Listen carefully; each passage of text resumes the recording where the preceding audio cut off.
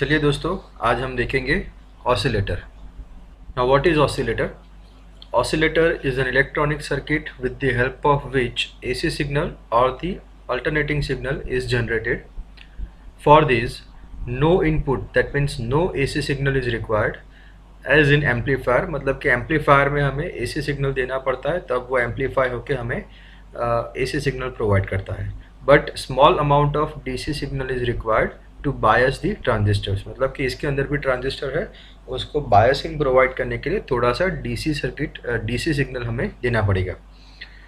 Second thing, oscillator is also known as amplifier with positive feedback. So ये क्या है, ये हम आगे देखेंगे. सो बेसिकली डेफिनेशन क्या है? Oscillator is an electronic circuit with the help of which AC signal is generated. Okay, now this is the block diagram of oscillator. आप यहाँ पे देख सकते हो कि इनपुट यहाँ पे कुछ भी दिखाया नहीं है. There is only DC biasing signal and AC output. So this is the block diagram of oscillator. Now what is feedback? अब यहाँ पे हम आउटपुट हमें ऐसे ही नहीं मिलेगा, हमें आउटपुट के लिए फीडबैक देना पड़ेगा. So in electronics, feedback is defined as the process of returning part of signal output from a circuit or device back to the input of that circuit or device. मतलब कि आप यहाँ पे block diagram में देखिए, हमारे पास एक amplifier है. This is basically the oscillator circuit, जिसमें एक एम्पलीफायर होगा और दूसरा फीडबैक होगा. सो फीडबैक नेटवर्क हमने यहाँ पे बनाया है. सो यहाँ पे देखिए कोई इनपुट नहीं है. This is the VF, that is the feedback signal. तो जो भी हमारा आउटपुट होगा वो फीडबैक होगा और यहाँ से फिर से इनपुट होगा. सो जो आउटपुट है उसका थोड़ा सा हिस्सा लेके हम उसको इनपुट करेंगे. सो दिस इज द फीडबैक. अब फीडबैक के बेसिकली दो टाइप है, एक है पॉजिटिव फीडबैक, दूसरा है नेगेटिव फीडबैक. सो आप यहाँ पे देख सकते हैं, this is the block diagram और the explanation for the positive feedback. यहाँ पे देखिए, this is the amplifier circuit, this is the feedback network. अब देखिए, now what is the positive feedback. अब जो हमारा AC सिग्नल है, जो यहाँ से इनपुट होगा, बेसिकली ये जो एम्पलीफायर होगा ये नॉर्मली कॉमन एमिटर टाइप का होता है. इसकी वजह से जो भी हमारा इनपुट है वो 180 डिग्री फेज शिफ्टेड हो जाता है. सो यहाँ पे 180 डिग्री का फेज शिफ्ट है. ये देखिए इनपुट और ये देखिए आउटपुट. अब मैं यही सिग्नल यहाँ से इनपुट करवाऊँगा. अब अगर ये जो फेज अपोजिट यानी कि 180 डिग्री फेज शिफ्ट वाला सिग्नल है, अगर यही मैं सीधा इनपुट कराऊँगा तो वो मुझे नेगेटिव फीडबैक देगा. तो मैं यहाँ पे क्या करूँगा कि जो हमारा आउटपुट है जो 180 डिग्री फेज शिफ्टेड है, उसको मैं यहाँ पे फिर से 180 डिग्री का फेज शिफ्ट दूंगा, जिससे कि हमारा फीडबैक सिग्नल और जो ये हमारा इनपुट सिग्नल है ये दोनों क्या हो जाएंगे, सेम फेज में हो जाएंगे. सो इसकी वजह से जो हमें फीडबैक मिलेगा इसको बोलेंगे पॉजिटिव फीडबैक. अब पॉजिटिव फीडबैक से क्या होता है, नॉर्मली पॉजिटिव फीडबैक से हमारा जो आउटपुट है वो धीरे धीरे इंक्रीज होगा. अब यहाँ पे देखिए दो मैंने इक्वेशंस लिखे हुए हैं. VI that is the input signal is equal to VS plus VF. Now what is VS and what is VF? VF is the feedback signal, ठीक है, एंड VS इज द जो सिग्नल हमारा यहाँ पे input होगा, that is the VS. तो VI is equal to VS plus beta V0. Now what is beta? Beta is the gain of the feedback network and VO is the output signal. तो जो हमें output यहाँ में हमने input किया है उसको बीटा से मल्टीप्लाई करेंगे, जो हमें सिग्नल मिलेगा what is that is the feedback signal, और वो फीडबैक सिग्नल हम यहाँ पे इनपुट करेंगे.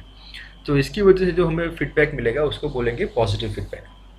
अब दूसरा देखेंगे, नाउ नेगेटिव फीडबैक. अब नेगेटिव फीडबैक में क्या होगा कि आगे जो हमने देखा कि जो हमारा सिग्नल है वो नॉर्मली ये एम्पलीफायर होगा, कॉमन एमिटर एम्पलीफायर. तो जो भी हमारा सिग्नल होगा उसको वो 180 डिग्री का फेज शिफ्ट देगा. अब ये सिग्नल यहाँ से फीडबैक में जाएगा, मगर अब की बार क्या होगा कि अब की बार जो हमारा फीडबैक नेटवर्क है वो इस सिग्नल को फेज शिफ्ट नहीं देगा. इसकी वजह से क्या होगा कि जो हमारा फीडबैक सिग्नल जा रहा है वो फीडबैक सिग्नल और हमारा इनपुट सिग्नल इन दोनों के बीच में 180 डिग्री का फेज शिफ्ट बना रहेगा, और इसकी वजह से जो फीडबैक मिलेगा उसको बोलेंगे नेगेटिव फीडबैक. ठीक है, अब यहाँ पे देखिए VI is equal to VS minus VF. अब ये माइनस क्या दिखा रहा है? माइनस शोज कि जो हमारा फीडबैक सिग्नल है वो और जो हमारा इनपुट सिग्नल है वो इन दोनों के बीच में 180 डिग्री का फेज शिफ्ट है। उसी को मैं लिखूंगा तो Vi is equal to v s minus beta v zero. Beta is the gain of feedback amplifier and Vo is the output signal. तो इस तरह से हमें नेगेटिव फीडबैक मिलेगा। अब नेगेटिव फीडबैक में क्या है कि नेगेटिव फीडबैक की वजह से हमारा आउटपुट सिग्नल धीमे धीमे कम होता जाएगा। और जो ऑसिलेटर है, ऑसिलेटर में क्या होना चाहिए कि हमारा आउटपुट एक कांस्टेंट मिलना चाहिए, हमें जितना आउटपुट चाहिए उतना कंटिन्यूस मिलते रहना चाहिए। इसकी वजह से हम ऑसिलेटर को पॉजिटिव फीडबैक के साथ इस्तेमाल करेंगे, जिससे हमें जितना चाहिए उतना आउटपुट कंटिन्यूस मिलता रहे। तो आगे देखते हैं। Now the next theory is about the damped oscillations in LC tune circuit. अब जो ऑसिलेटर है उसमें एक तरह का ऑसिलेटर है, that is the LC oscillator. अब आप यहाँ पे एक सर्किट देखिए कि एक बैटरी है V1, कैपेसिटर है C1 और इंडक्टर है L। That means this is the LC circuit.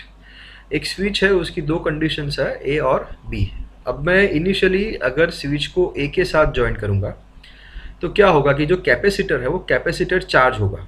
कैसे चार्ज होगा? तो ऊपर का प्लेट प्लस होगा, नीचे का प्लेट माइनस होगा। तो इस तरह से ये कैपेसिटर चार्ज होगा। सो this is the capacitor charging condition. अब मैंने क्या किया कि जो स्विच था उसको मैंने A में से B पे ज्वाइन कर दिया। तो जब मैं स्विच को A से B में ज्वाइन करता हूँ तो अब ये बैटरी जो है that is disconnected from the circuit. ये बैटरी तो सर्किट से डिस्कनेक्ट हो गया, मगर अब ये कैपेसिटर जो है जो चार्ज हो रखा है ऑलरेडी, वो अपना चार्ज इंडक्टर को पास करेगा। अब इंडक्टर क्या करेगा? तो इंडक्टर भी एक ऐसा एलिमेंट है कि जो चार्ज को स्टोर करता है। जैसे कैपेसिटर चार्ज को स्टोर करता है उसी तरह से इंडक्टर भी चार्ज को स्टोर करेगा। सो यहाँ पे इंडक्टर चार्ज को स्टोर करेगा और कैपेसिटर अपना जो भी कुछ चार्ज है वो पूरा पूरा इंडक्टर को पास ऑन कर देगा। सो दिस इज कैपेसिटर डिस्चार्जिंग। पहले का कंडीशन था कैपेसिटर चार्जिंग और अभी है कैपेसिटर डिस्चार्जिंग। ओके,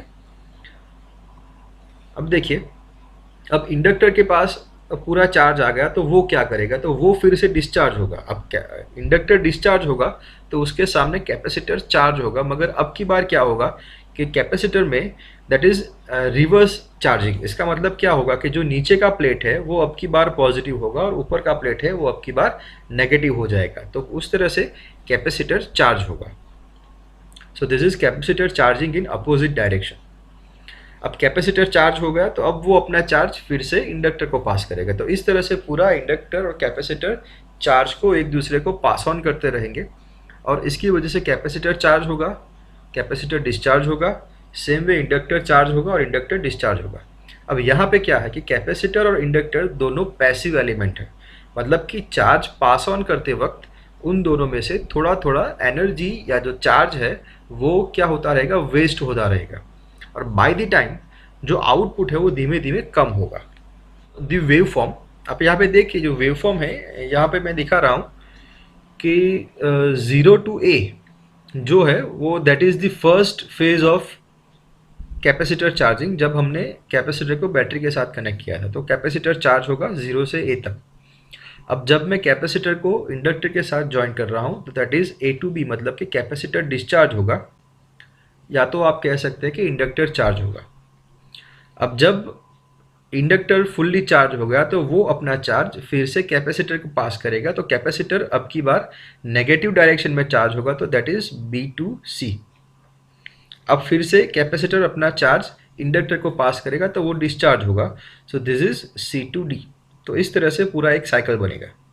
अब ये साइकिल कंटिन्यू होगा। यहाँ पे D के बाद आप देखिए तो फिर से कैपेसिटर चार्ज होगा, फिर से वो डिस्चार्ज होगा, फिर से यहाँ पे नेगेटिव डायरेक्शन में कैपेसिटर चार्ज होगा, फिर से डिस्चार्ज होगा और ये पूरा साइकिल चलता रहेगा। अब आप देखिए कि बाय द टाइम ये जो आउटपुट है वो धीमे धीमे कम हो रहा है और एक टाइम के बाद वो ऑलमोस्ट ज़ीरो हो जाएगा। तो ये क्यों हो रहा है वो मैंने आपको आगे ऑलरेडी बोला कि ये जो है दैट शोज़ कि जो इंडक्टर और कैपेसिटर दोनों पैसिव एलिमेंट है, उसकी वजह से उसके अंदर जो भी एनर्जी है वो हर एक साइकिल के बाद कम होती जाएगी और थोड़े टाइम के बाद जो हमारा इनपुट है आउटपुट है वो ज़ीरो हो जाएगा। So this is known as the damped oscillation, मतलब कि जो थोड़े समय के बाद ज़ीरो हो जाता है उसको बोलेंगे डैम्प्ड ऑसिलेशंस। ठीक है। Now the second topic is the sustained oscillation. अब डैम्प्ड ऑसिलेशन है मतलब कि वो तो ज़ीरो हो जाएगा, तो वो तो हमें कुछ काम का नहीं है। सो नाउ हमें जो चाहिए वो क्या है कि एक सीधा एक एक जैसा पूरा का पूरा ऑसिलेशन हमें मिलता रहना चाहिए, जैसे आपको फिगर में यहाँ पे दिखाया हुआ है।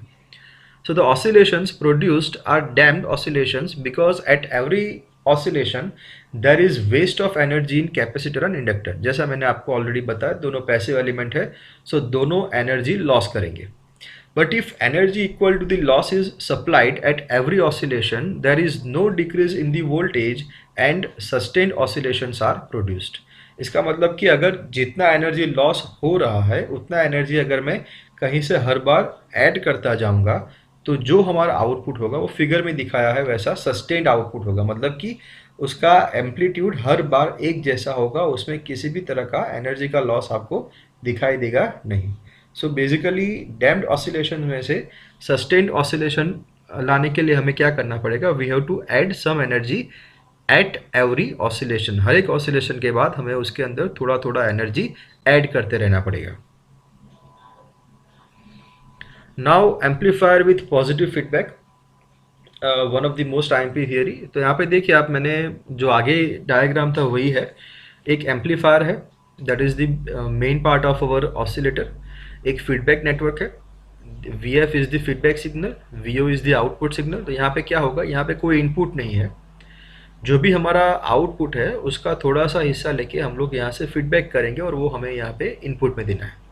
So this is the amplifier with positive feedback. अब पॉजिटिव फीडबैक है, इसका मतलब क्या होगा कि जो हमारा आउटपुट है जो 180 डिग्री फेज शिफ्टेड है, वो ये जो फीडबैक नेटवर्क है उसको अगेन 180 डिग्री का फेज शिफ्ट देगा, उसको हम यहाँ पे इनपुट करेंगे। Okay, so this is the amplifier with positive feedback. Now the total gain is equal to AF is equal to A upon 1 minus A into beta। These are some equations where A into beta is the loop gain। मतलब कि ये जो हमारा loop बन रहा है इसका जो गेन है that is A into beta। If A into beta is less than 1, the output voltage decreasing with the passage of time। मतलब कि अगर A into beta का वैल्यू जो है वो 1 से कम होगा तो हमारा जो आउटपुट है वो धीमे धीमे कम होता जाएगा और एक टाइम के बाद वो 0 हो जाएगा। If A into beta is greater than 1, the output voltage will be increasing with the time। इसका मतलब कि अगर A into beta का वैल्यू 1 से ज़्यादा है तो हमारा जो आउटपुट वोल्टेज है वो धीरे धीरे इंक्रीज होगा। But if A into beta is equal to 1, it means AF is equal to 1 divided by 0 is equal to infinity। मतलब कि अगर आप 1 को 0 से डिवाइड करोगे तो वो इन्फिनिटी आएगा। It means there is output even there is no input। मतलब कि without input हमें output मिलेगा। And this is the required thing। हमें जो चाहिए वो ये है, value of the output voltage remains constant and sustained oscillations are produced। मतलब कि अगर हम लोग ये चीज़ अचीव कर सकते हैं तो इसकी वजह से हमें sustained oscillations मिलता रहेगा। Thus amplifier works as oscillator। और इसकी वजह से जो हमारा एम्पलीफायर है वो ऑसिलेटर की तरह से काम करेगा। जो मैंने आपको आगे दिखाया वो यहाँ पे देख लीजिए। When the A into beta is greater than 1, जब लूप गेन का वैल्यू 1 से ज़्यादा होगा तो क्या होगा, that is basically you can say it is positive feedback. तो हमारा जो आउटपुट है वो धीरे धीरे बढ़ता जाएगा। अब ये कब तक बढ़ेगा, तो जब तक हमें रिक्वायर्ड वैल्यू नहीं मिल जाता है तब तक हम इसे इंक्रीज करेंगे। Okay, now when the A into beta is less than 1, जब A into beta का वैल्यू 1 से कम होगा तो वो डैम्प्ड ऑसिलेशंस हो जाएगा। मतलब कि थोड़े टाइम के बाद उसका आउटपुट 0 हो जाएगा। और जब A into beta का वैल्यू 1 होगा तो हमें जो मिलेगा that is the sustained oscillation. अब यहाँ पे इनिशियली हम A into beta को पहले से 1 नहीं कर सकते हैं, क्योंकि अगर पहले से आप 1 करोगे तो आपको आउटपुट मिलेगा ही नहीं। सो इनिशियली हमें क्या करना पड़ेगा कि A into beta का वैल्यू 1 से ज़्यादा रखना पड़ेगा। अब जब आप वैल्यू उसका 1 से ज़्यादा रखोगे और जब तक आपको इतना एम्पलीट्यूड नहीं मिल जाता है तब तक आप उसको गेन लूप गेन का वैल्यू 1 से ज़्यादा रखोगे, और जब आपको रिक्वायर्ड एम्पलीट्यूड मिल जाएगा तब आप लूप गेन का वैल्यू 1 कर दोगे। तो उसके बाद से आपको ऑटोमेटिकली सस्टेन्ड ऑसिलेशंस यहाँ पे मिलता रहेगा। So this is the amplifier with positive feedback. Now Barkhausen criteria, ये this is the most important criteria for the oscillation. condition of A into beta is equal to 1, that means the loop gain is equal to 1, is called Barkhose's criteria of oscillation. Okay, so you have to remember this.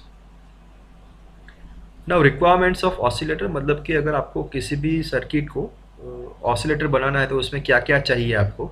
तो first is the active device, मतलब कि एक ऐसा आपको अंदर element रखना पड़ेगा कि जो एनर्जी को प्रोसेस करता है. Second is the power supply. अब ट्रांजिस्टर को हम लोग एज अ एक्टिव डिवाइस या तो एम्पलीफायर को एज अ एक्टिव डिवाइस लेंगे तो उस एम्पलीफायर को चालू करने के लिए हमें डीसी सप्लाई की ज़रूरत पड़ेगी, तो we have to use the power supply.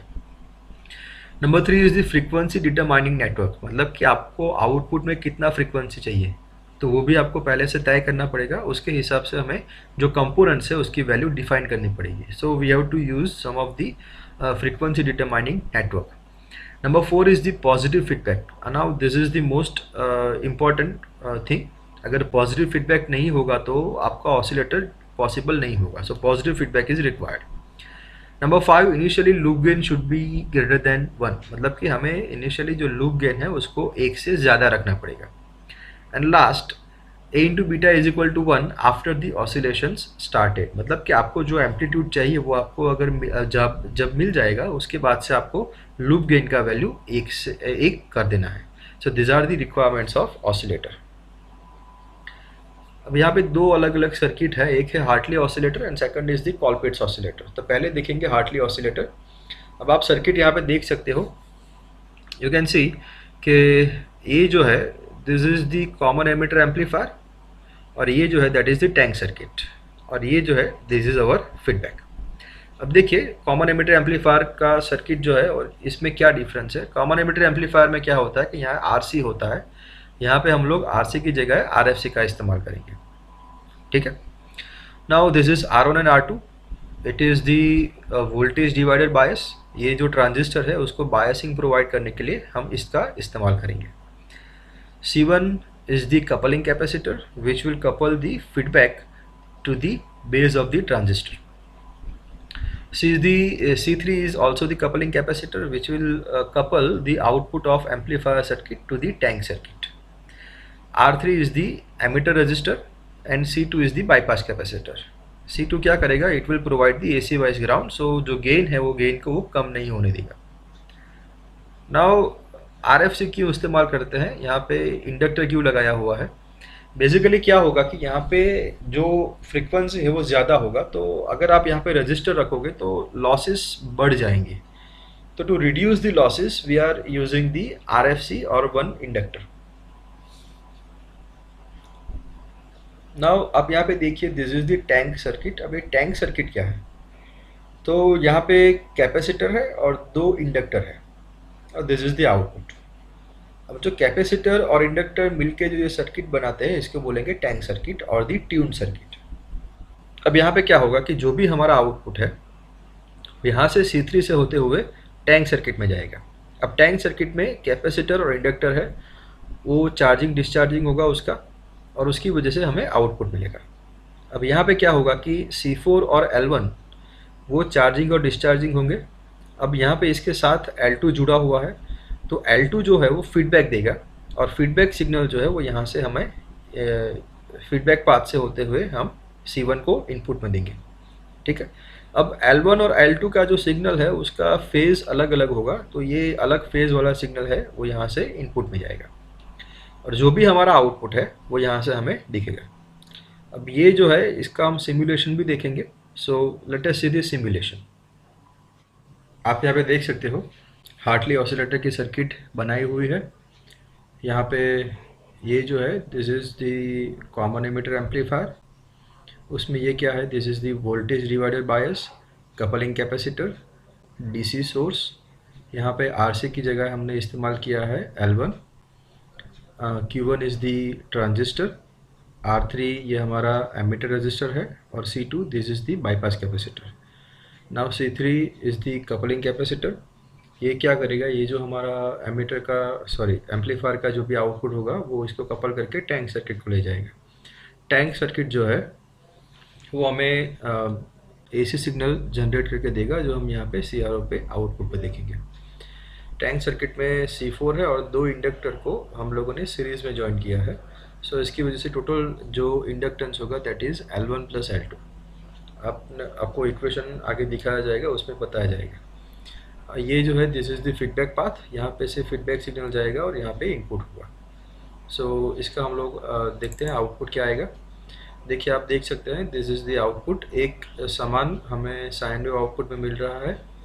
अब देखिए यहाँ पे कोई भी इनपुट नहीं है, देयर इज़ नो इनपुट, और विदाउट इनपुट हमें यहाँ पे आउटपुट पे हमें साइन वेव आउटपुट में मिल रहा है। So this is the basic function of Hartley oscillator.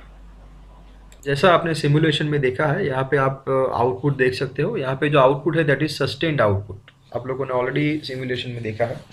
तो ऐसा क्यों हो रहा है? बिकॉज जो एनर्जी लॉस हो रहा है वो एनर्जी यहाँ पे जो भी हमारा डीसी सप्लाई है VCC, उसमें से ऑटोमेटिकली फिल हो रहा है। तो इसकी वजह से हमें सस्टेन्ड आउटपुट देखने को मिलेंगे। Frequency F is equal to 1/2π√LC। ये जो है this is the formula for the output frequency of the oscillator. यहाँ पे 2 इंडक्टर सीरीज में है, इसकी वजह से L is equal to L1 plus L2। So you have to remember this formula. Now next is the Colpitts oscillator. अब यहाँ पे देखिए कॉलपिट्स ऑसिलेटर और हार्टली ऑसिलेटर में बेसिकली डिफरेंस क्या है। इन द कॉलपिट्स ऑसिलेटर ये जो टैंक सर्किट है वो डिफरेंट है। यहाँ बाकी तो सब सेम ही होगा। This is the common emitter amplifier, coupling capacitor, this is coupling capacitor, bypass capacitor, वो सब सेम है। डिफरेंस सिर्फ और सिर्फ टैंक सर्किट में है। यहाँ पे हम लोगों ने 2 कैपेसिटर और 1 इंडक्टर का इस्तेमाल किया है। आगे की सर्किट में क्या था, उसमें 1 कैपेसिटर और 2 इंडक्टर थे। यहाँ पे 1 इंडक्टर और 2 कैपेसिटर है। तो यहाँ पे बेसिकली क्या होगा, ये इसका जो आउटपुट आएगा वो आउटपुट यहाँ से टैंक सर्किट में जाएगा। C1 चार्ज होगा, उसकी वजह से इंडक्टर चार्ज होगा, और C2 जो है वो हमें फीडबैक प्रोवाइड करेगा। C1 और C2 दोनों का फेज अलग होगा, और यहाँ से जो भी सिग्नल है वो फीडबैक थ्रू यहाँ पे इनपुट में जाएगा। सो बेसिकली सब कुछ सेम ही है, इसका फंक्शनिंग भी सेम ही होगा, और वो उसमें बहुत ज़्यादा देखने की ज़रूरत नहीं है। We will see the functioning in the simulation. तो चलिए अब देखते हैं कॉलपिट्स ऑसिलेटर का सिमुलेशन। आप देख सकते हैं कि ये जो सर्किट है ये कॉमन एमिटर एम्पलीफायर की है। R1 R2 voltage divider bias है, CC1 कपलिंग कैपेसिटर है, L1 इंडक्टर है, R3 जो है that is collector emitter resistance, CE bypass capacitor है। अब यहाँ पे जो टैंक सर्किट है वो हार्टली ऑसिलेटर से अलग है। हार्टली ऑसिलेटर में 2 इंडक्टर और 1 कैपेसिटर था। यहाँ पे कॉलपिट्स में 2 कैपेसिटर और 1 इंडक्टर है।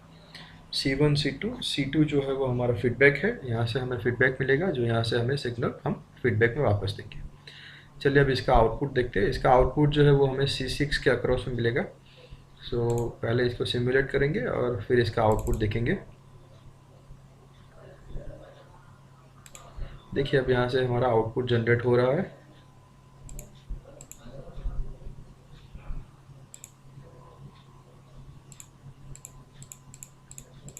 देखिए प्रॉपर साइन वेव यहाँ पे जनरेट हो रहा है। So this is the output of Colpitts oscillator. So जैसा कि आपने सिमुलेशन में देखा, अब यहाँ पे इसका आउटपुट देख सकते हो। This is same as the Hartley oscillator. Frequency इसका अलग रहेगा क्योंकि कंपोनेंट का वैल्यू भी इसमें अलग अलग है।